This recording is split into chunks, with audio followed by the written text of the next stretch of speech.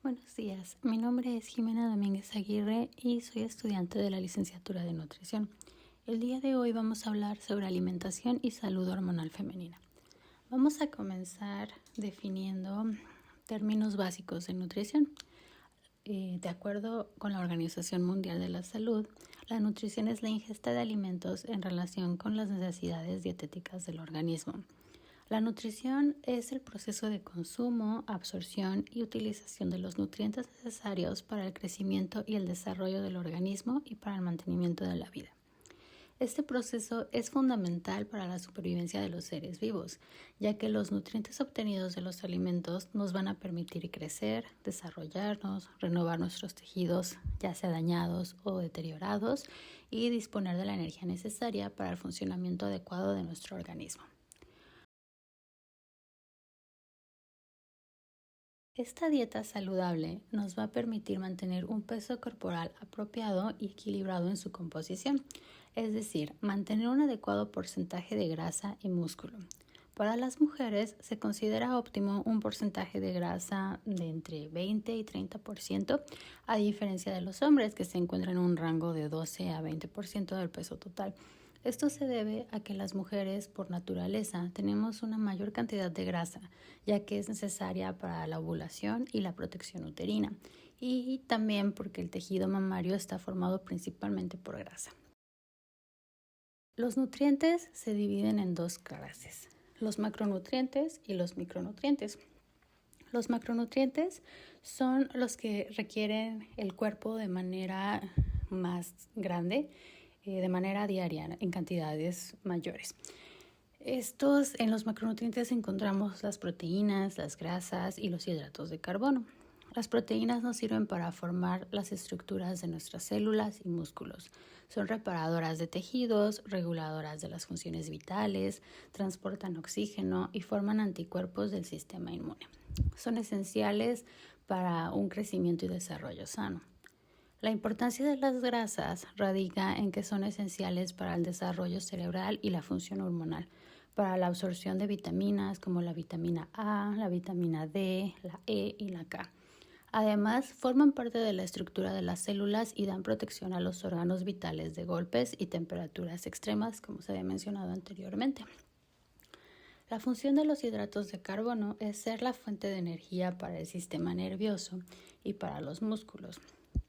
Por otro lado, los micronutrientes se requieren diariamente en cantidades pequeñas que se expresan en unidades que van del miligramo al microgramo.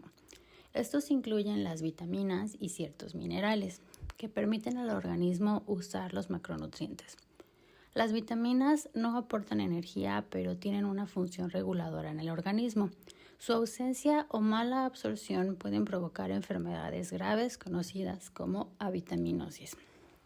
En cuanto a los minerales, estos tampoco aportan energía, pero son esenciales para las funciones metabólicas del organismo, lo que permite que funcione adecuadamente. La menstruación es la descamación del revestimiento interno del útero, es decir, el endometrio, que se acompaña de sangrado.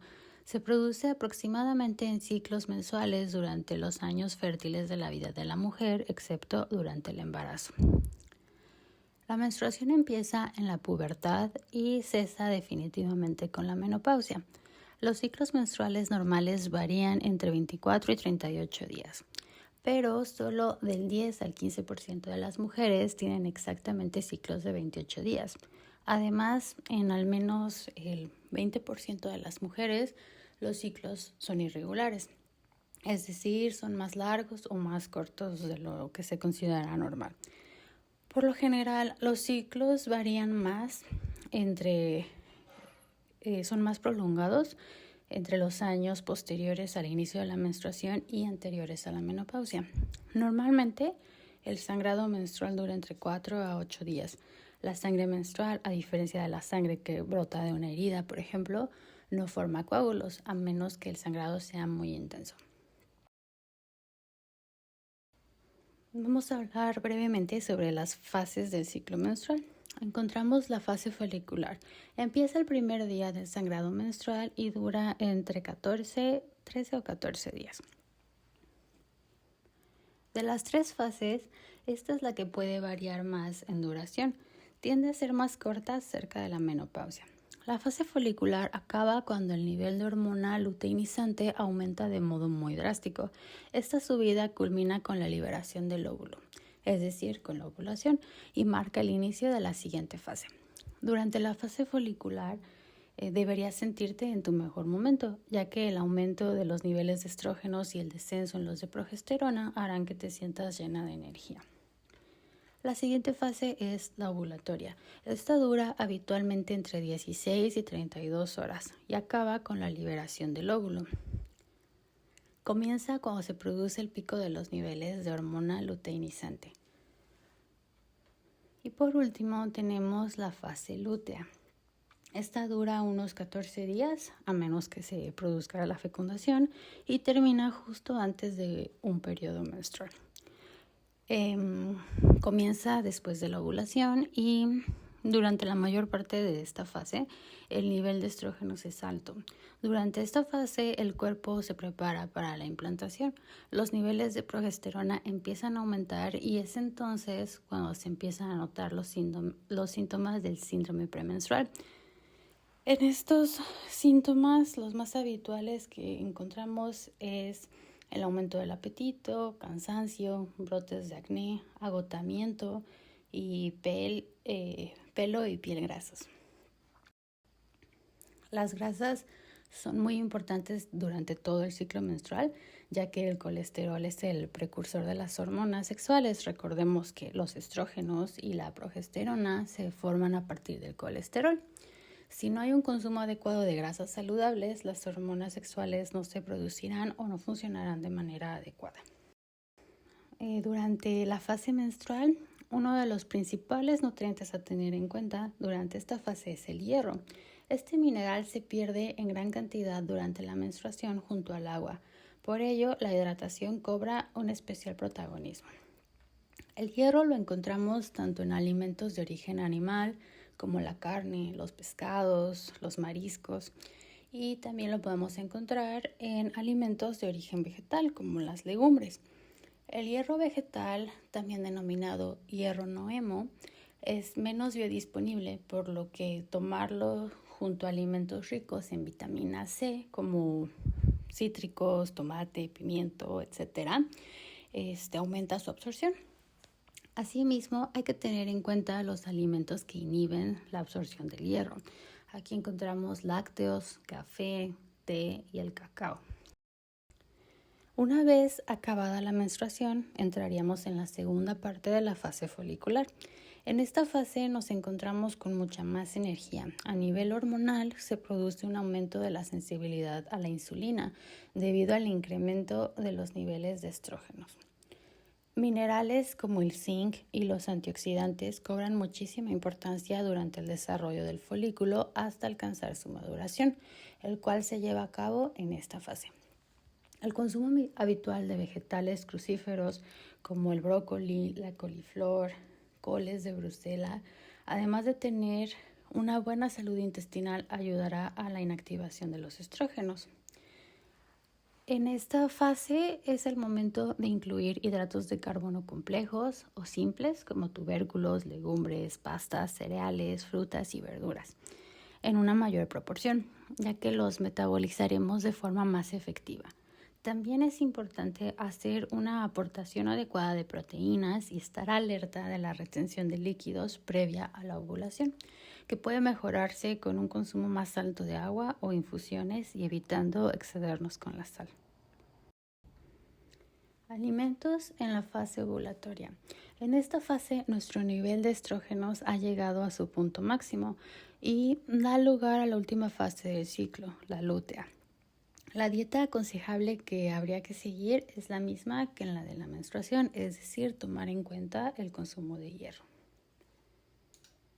Y por último, los alimentos en la fase lútea.